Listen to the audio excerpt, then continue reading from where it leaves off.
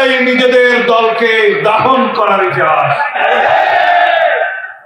1975 সালে এক দলীয় শাসন ব্যবস্থা কায়েম করার মধ্য দিয়ে শেখ মুজিবুর রহমান আওয়ামী লীগের সাংবিধানিকভাবে কবর রচনা করে গিয়েছিলেন।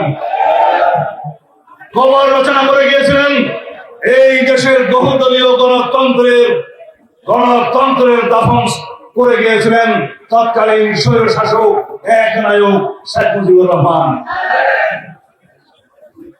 আর তারপর আওয়ামী লীগের দাফন করে গেছেন 2024 সালের 5ই আগস্ট। ছাত্র জনতার গণ অভ্যুত্থানের মধ্য দিয়ে 1969 সালে আইয়ুব খানের পতন হয়েছে। 1990 সালে স্বৈর শাসক সামরিক শাসক এরশাদের উৎখাত হয়েছে। 2024 সালের 5ই আগস্ট স্বৈর শাসক পৃথিবীর নিকৃষ্টতম খুনি জাতিসংঘ স্বীকৃত সবচাইতে জঘন্য হত্যাকারী গণহত্যাকারী শেখ হাসিনার পতন হয়েছে।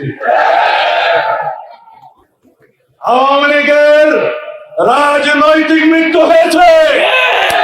আপনারা এই সংবাদ বাংলাদেশের সমস্ত রাজনৈতিক কর্মীদের কানে কানে পৌঁছে দিবেন।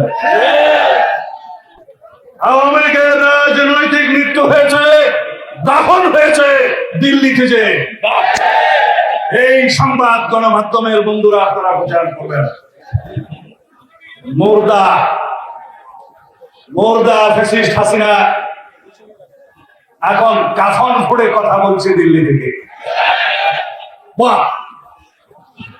বাংলাদেশের এই গণতান্ত্রিক ময়দানে নতুন বাংলাদেশে শহীদের রক্ত স্নাত এই গণ অভ্যুত্থানের পরে গণতন্ত্রের আকাঙ্ক্ষা নিয়ে যে বাংলাদেশ জেগে উঠেছে, সেই বাংলাদেশে হাসিনা মাঝে মধ্যে কাফন পড়ে কথা বলে অস্থিরতা সৃষ্টি করতে চায়। মুর্দা কখনো কথা বললে মানায়? মুর্দা কি কখনো কথা বলা জায়েজ আছে? হাসিনার রাজনৈতিক মৃত্যু হয়েছে, নিজেই দায়ী।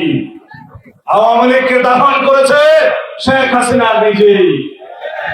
বাকশালের মাধ্যমে শেখ মুজিব প্রথমবার দাফন করেছিল আওয়ামী লীগকে, গণতন্ত্রকে। শেখ হাসিনা দ্বিতীয়বার দাফন করেছে আওয়ামী লীগকে রাজনৈতিক ভাবে, এবং তার রাজনৈতিক মৃত্যু হয়েছে।